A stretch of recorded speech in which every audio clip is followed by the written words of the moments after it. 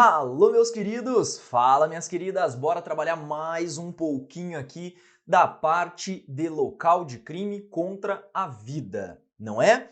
E agora eu preciso trabalhar com os senhores os locais em que houve morte por arma de fogo.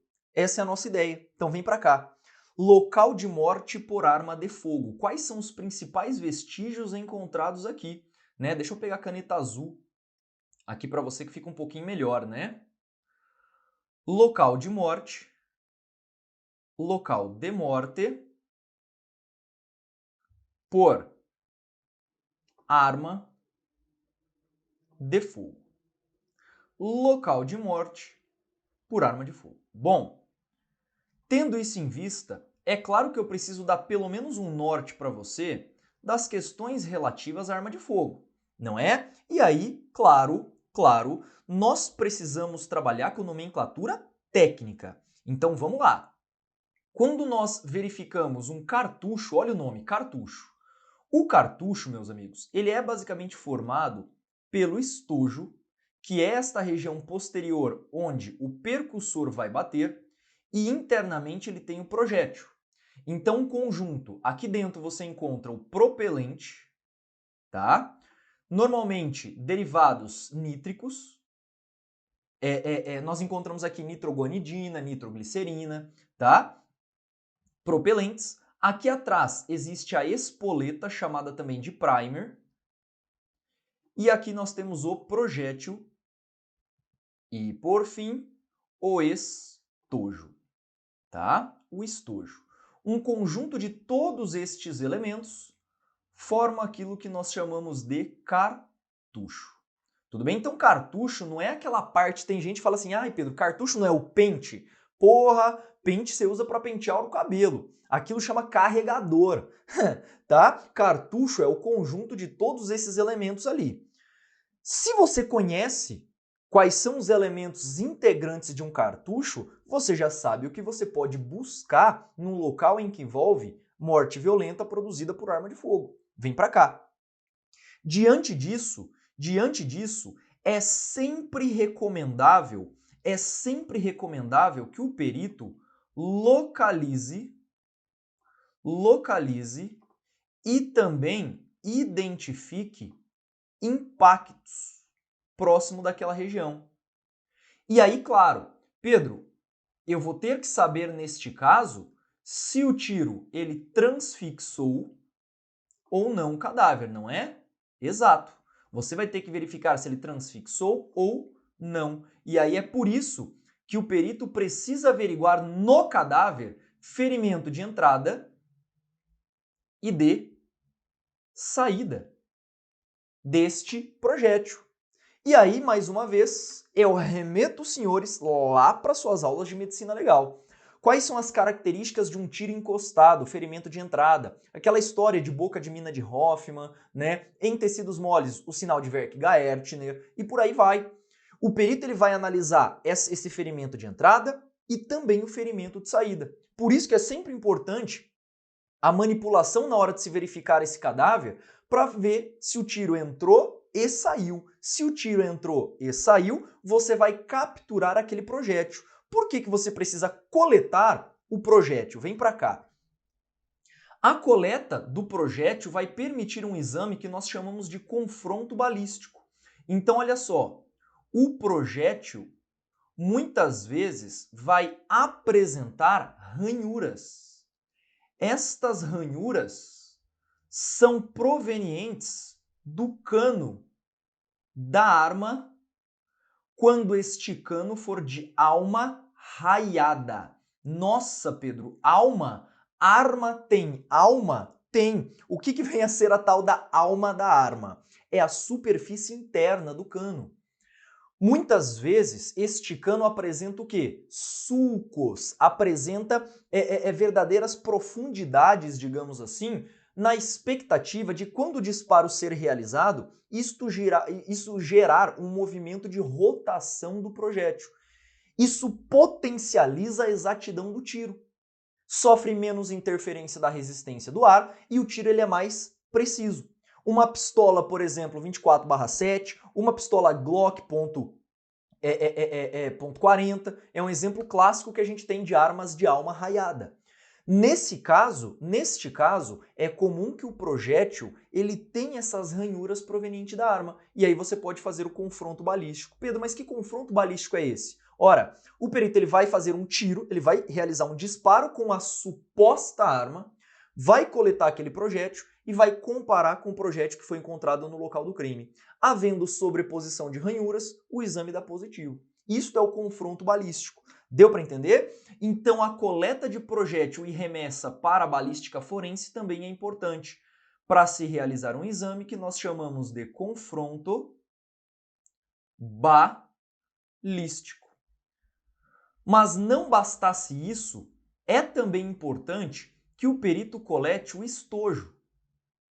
O estojo, quando presente, claro, não é toda arma que deflagra o estojo no local. Exemplos clássicos, revólver. Sabe o 38, ponto .380? O revólver ele é uma arma manual, não é verdade? A entrada e a saída de projétil juntamente com o seu estojo, que é o cartucho, ali é feito manualmente, em um tambor. E aí quando você dispara, o estojo fica no tambor. O estojo não é cuspido para fora. Deu para entender? Outro ponto indicativo do tipo de arma que supostamente foi utilizada. Além disso, é importantíssimo que o perito faça análise de local. Pedro, por que análise de local? Ora, a análise do local acaba sendo importante para algumas coisas. Primeiro, para se determinar a distância do tiro. Para se determinar a distância em que o tiro foi deflagrado, não é? Para verificar também o impacto deste projétil, olha só, o impacto deste projétil sobre determinadas superfícies. E é aqui que a gente acaba estudando alguns fatores. Pedro, como assim alguns fatores? Vem para cá. Na hora de se fazer a análise balística do local, deve-se observar alguns fatores extrínsecos e intrínsecos dos obstáculos. Então vem para cá. Fatores dos obstáculos. Então imagina que um disparo foi realizado, o tiro transfixou o cadáver ou sequer acertou e esse tiro pegou numa janela que é metálica. Ah, meu brother, como é que você vai fazer a análise desta janela? Primeiro, tem que analisar a janela? Ora, lógico que tem. Você vai verificar, além dessa distância do tiro, às vezes com elemento secundário, você também pode detectar, deixa eu até melhorar isso aqui para você, a trajetória deste projétil. Você pode determinar a trajetória em que houve a deflagração deste projétil. Então vamos falar um pouquinho desses fatores dos obstáculos. Primeiro, existem os fatores extrínsecos e existem os fatores intrínsecos aos obstáculos. Quais são os fatores extrínsecos? Primeiro aspecto importante: posição relativa do atirador. Posição relativa do atirador. E aí, olha que coisa interessante. Se o tiro se mostrar redondinho, se o buraco, por exemplo, feito na porta, se mostrar perfeitamente redondo, é muito provável que esse disparo tenha sido realizado em um ângulo de 90 graus em relação a essa porta.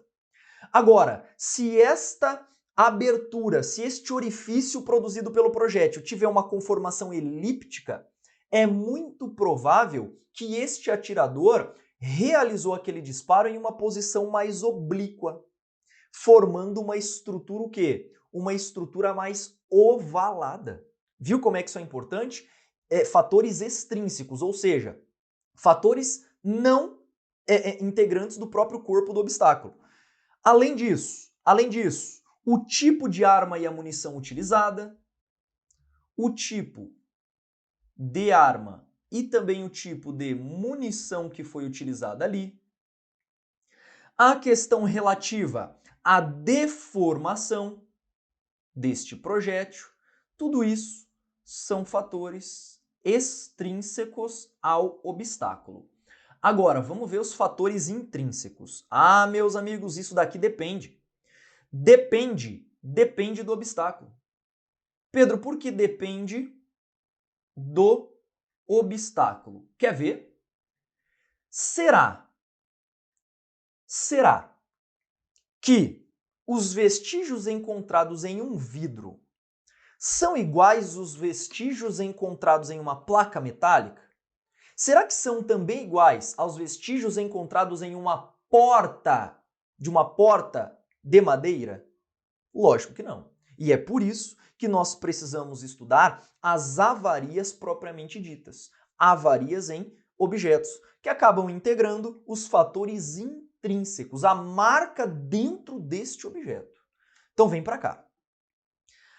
Regra geral que você precisa observar aqui é a seguinte, ó. Então nós vamos continuar falando de fatores dos obstáculos, tá? Eu vou até continuar aqui com a caneta azul. Você vai falar o seguinte, ó. Em geral, observa-se. Em geral, observa-se. Primeiro ponto relevante para nós. Né? Eu vou fazer análise, por exemplo, dessa porta. Eu vou ter que verificar as bordas de entrada e de saída. Então vamos verificar primeiramente os bordos de... os bordos de entrada. Os bordos de entrada deste disparo normalmente se encontram invertidos e muitas vezes você vai encontrar sujidades. Lembra daquela história do halo de enxugo? Lembra aquela história do halo de enxugo que você encontra lá nas lesões produzidas por instrumentos pérfuro-contundentes, como o projétil? Pois é, o projétil quando ele sai totalmente sujo, principalmente com resquícios da queima. Estas sujidades, quando perpetram o nosso corpo, ela gera uma zona de alimpadura, esta zona que deixa resíduo. Aqui é igual. Então, o bordo de entrada de superfícies, madeira, a janela, muitas vezes apresentam sujidades. E aí você consegue, como essa borda está invertida, imagina uma borda assim.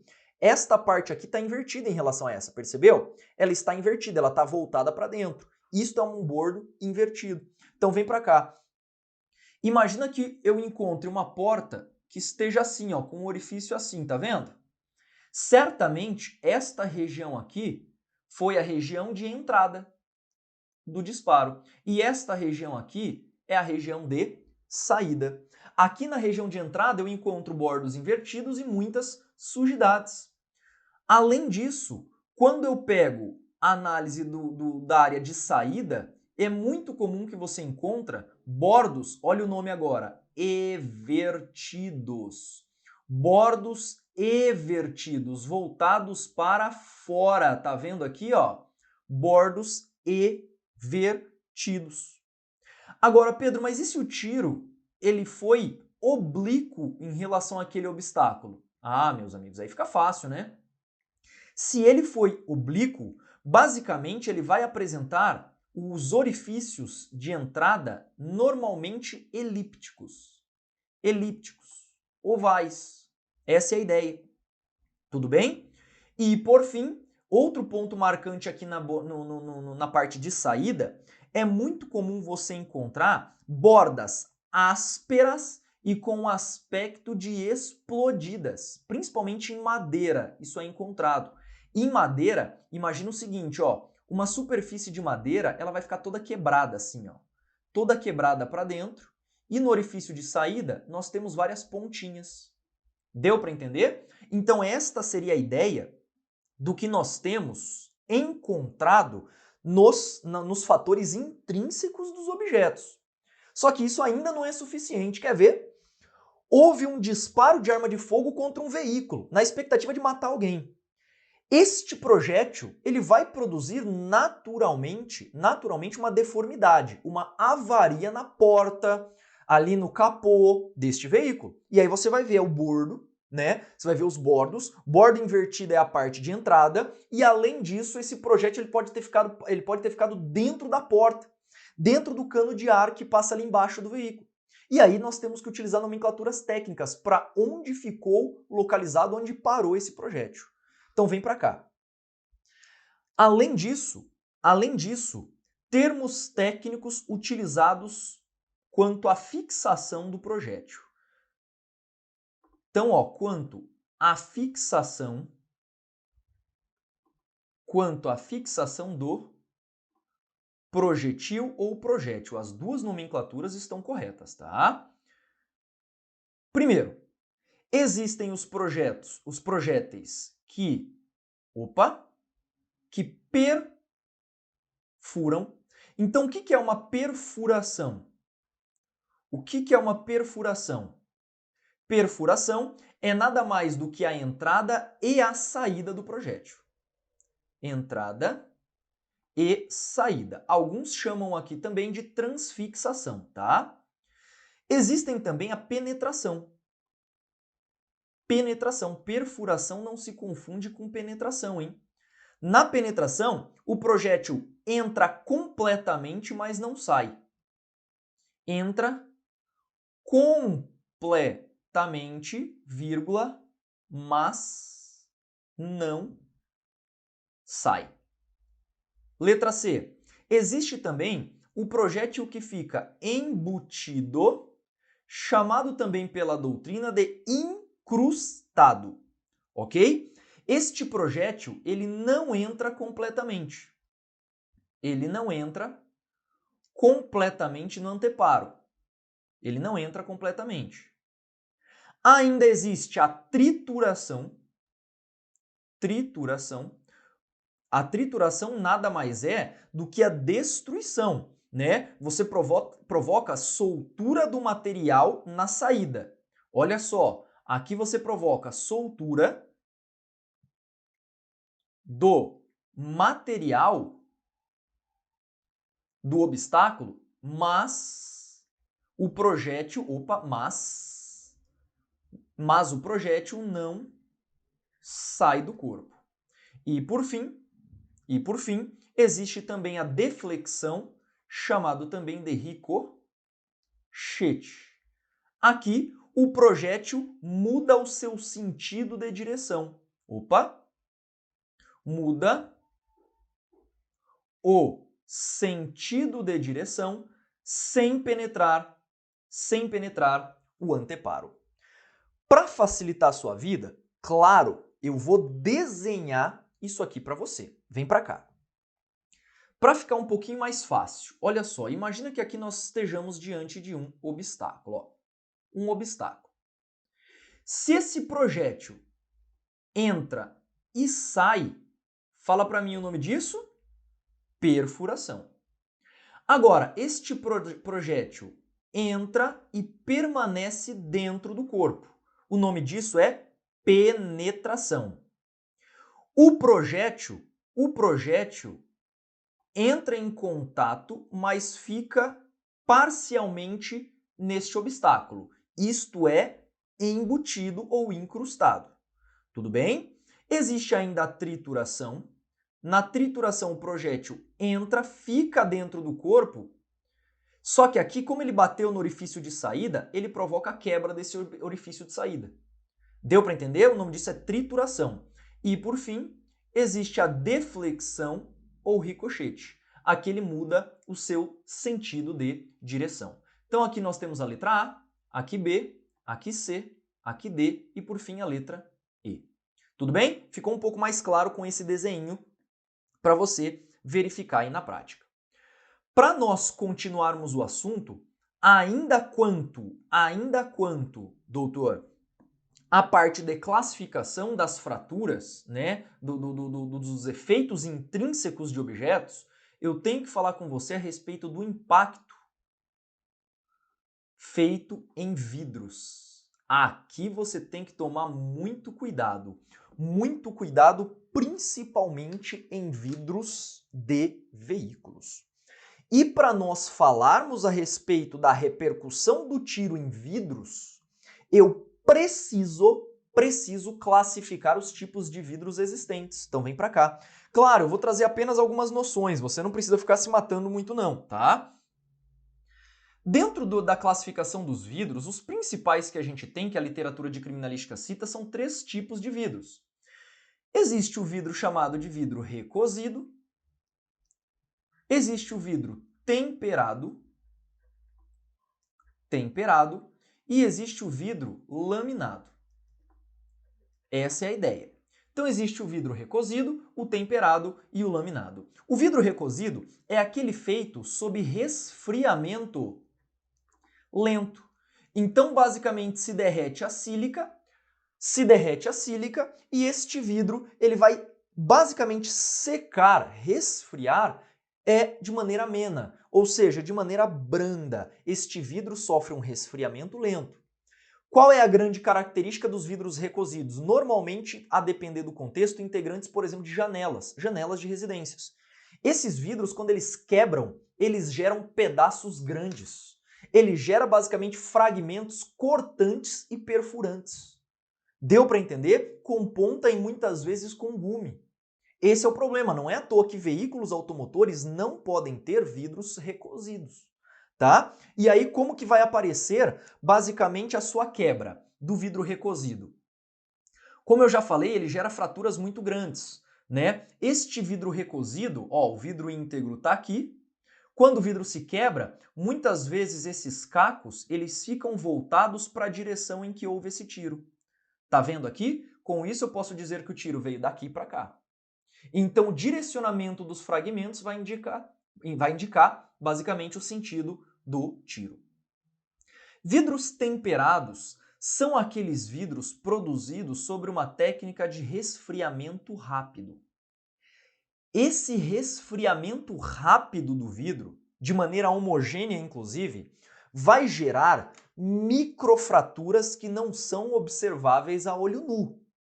E qual é a diferença, portanto, na análise balística desse vidro? Ora, esse vidro quando ele quebra, o vidro temperado quando ele quebra, ele gera fragmentos pequenininhos. Ele quebra por inteiro. Já viu, por exemplo, vidros de veículos quebrando? Vidro lateral, por exemplo, do passageiro? Ele se estilhaça como um todo, gerando fragmentos pequenos, com menores riscos de lesões secundárias da quebra deste vidro. Isso é o vidro temperado. E, por fim, vidro laminado.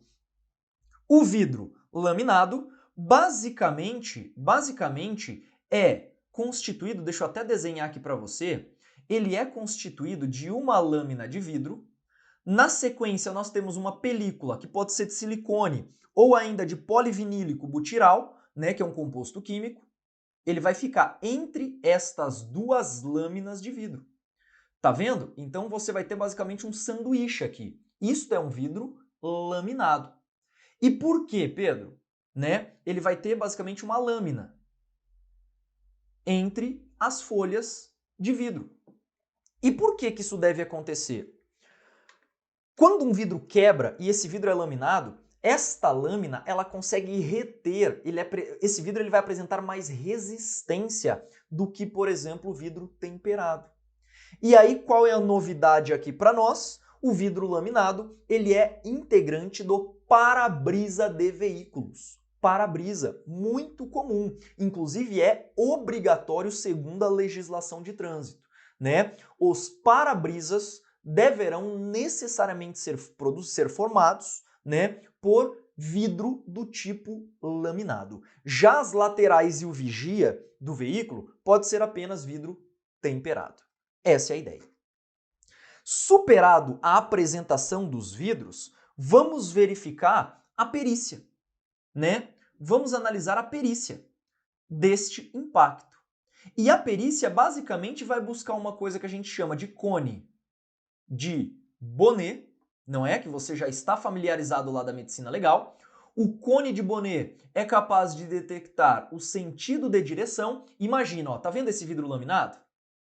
Quando um projétil passa por esse vidro, o que vai acontecer? Claro, nós teremos indícios de deslocamento neste sentido de tiro, com a lâmina voltada, portanto, para o orifício de saída, e aí você vai demarcar o seguinte aí no seu caderno. Aqui o orifício de saída normalmente é maior que o orifício de entrada. Olha só, o desgrude, digamos assim, a projeção de vidros da parte de saída, ela é maior do que da parte de entrada. Quando você vai fazer uma perícia em vidro, você percebe que na parte de saída, o projétil levou consigo boa parte do vidro da superfície de saída. Isso é o famoso cone de Bonnet. E aí você consegue indicar se o tiro foi de dentro para fora ou de fora para dentro do veículo. Olha a importância, hein? Olha a importância. Além disso, é muito comum que os vidros apresentem tanto temperado quanto laminado. É possível também no vidro recosido a detecção de fraturas. Essas fraturas podem ser fraturas radiais, olha a classificação. Estas fraturas podem ser radiais ou ainda podem ser fraturas concêntricas. Fraturas radiais e fraturas concêntricas. Olha só que coisa interessante que a gente tem aqui. Fratura radial é aquela fratura em linha. É aquela fratura em linha. E esta fratura normalmente acontece na superfície oposta à força empregada. Então vamos lá. Normalmente em vidros laminados, eu encontro fraturas radiais nesta lâmina ou nesta lâmina? Meu amigo, eu encontro na lâmina de saída, na superfície oposta à tração exercida pelo projétil. Normalmente, é claro que estamos falando aqui de vidros laminados, é muito mais comum fratura radial na superfície oposta à tração exercida. Já as fraturas concêntricas, elas são formadas na superfície de contato entre o projétil e também o vidro. Essa é a ideia. Então, fraturas concêntricas eu encontro majoritariamente. Elas não são exclusivas, tá? Eu posso encontrar fratura concêntrica na superfície oposta, Pedro? Pode, lógico que pode. Mas eu estou falando para você o que é comum e a banca gosta de cobrar. É correto afirmar que as fraturas radiais são maiormente encontradas na superfície oposta, tá certo? Radial normalmente é na superfície oposta. Vamos avançar. E aí, claro, a minha ideia aqui é desenhar fratura concêntrica para você conseguir entender um pouquinho melhor essa questão da cronologia. Então agora, desenha aqui comigo, ó. Eu vou desenhar para você um para-brisa. Olha que para-brisa bonito, cara. Ó, top de linha esse para-brisa, hein? Esse para-brisa que eu estou desenhando para você, imagina que nós tenhamos dois disparos. Um aqui, um disparo aqui e outro disparo aqui. Primeiro, como eu já falei, é comum você encontrar fraturas concêntricas, tá vendo? Fraturas concêntricas. Olha aqui, tá? São fraturas concêntricas, esta que eu estou desenhando para você. E também é comum você detectar fraturas radiais. Ó a fratura radial aqui, ó. Normalmente, como eu já falei, na lâmina oposta ao disparo. Então eu tenho fratura concêntrica e eu tenho fratura radial, que vão facilitar a sua orientação quanto ao tiro. Só que, meus amigos, eu preciso ser mais cirúrgico, mais preciso ainda com você. Sabe por quê? Eu poderia te perguntar, qual disparo aqui veio primeiro? Fala para mim, qual disparo veio primeiro? O disparo A ou o disparo B? Fala para mim. Ah, meus amigos, aqui o nosso assunto se facilita demais. Quer ver? Para você dizer qual disparo veio primeiro, você vai olhar isso daqui, ó. Tá vendo esses pontos de contato entre fraturas radiais? Isso daqui funciona assim, ó. Se já houver uma fratura no sentido transversal, a segunda produzida ela para aqui, ó. Então eu posso com tranquilidade afirmar que a fratura A veio primeiro que a fratura B. O primeiro disparo foi o disparo A e depois veio o disparo B. Como é que eu sei, Pedro? Ora, o disparo A Basicamente gerou uma fratura radial em que, já havendo essa fratura radial, quando feita a fratura radial de B, ela parou aqui na fratura de A. Ficou claro? Esta seria a principal ideia no que tange a análise de vidros. Isso aqui acontece muito com vidro laminado. Aí você vai me dizer, Pedro, peraí, mas e os vidros temperados? Eles apresentam essas duas fraturas também? Sim, é mais difícil de detectar. A literatura cita que nos vidros temperados existem mais fraturas radiais do que fraturas concêntricas. Então é muito comum no vidro temperado a gente detectar muito mais fratura radial do que a fratura concêntrica, tá? Até porque não existem duas lâminas de vidro no vidro temperado. Normalmente ele é uma folha única de vidro que a gente tem ali.